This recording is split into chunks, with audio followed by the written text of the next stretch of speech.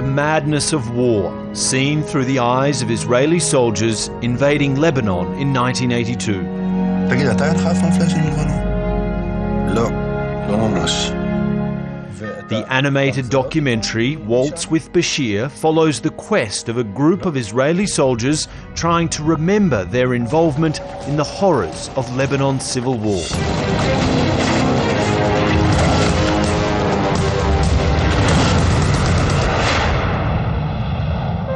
Writer-director Ari Folman fought there as a 19-year-old and had suppressed his memories for around 25 years. When people walk away from this movie, what do you hope they've learned about war? How useless wars are, always, how preventable they are, and in the eyes of the common soldiers, how clueless the guys are. The film's climactic scene focuses on the massacre of Palestinian civilians at the Sabra and Shatila refugee camps. The exact number killed varies from 800 to 3,500. Israeli soldiers had surrounded the camps but allowed the entry of Christian Phalangist militias, desperate to avenge the assassination of Lebanese President-elect Bashir Gemayel. Yes, they were surrounding the camps during the massacre, and that's a terrible thing to do, as is.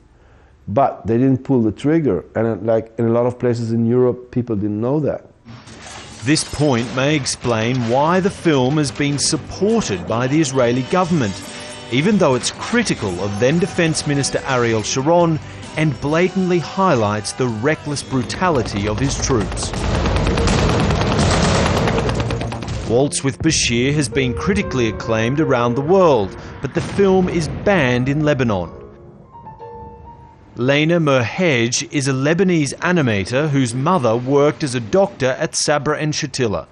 She's one of the few Lebanese to see the film and says the most common criticism is it only tells one side of the story. It drives you into the psychology of this character, and you are really looking at everything in his point of view, which is a point of view of a soldier who is basically invading a country.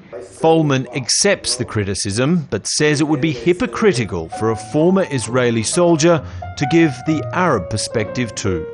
Dan Nolan, Al Jazeera, Jerusalem.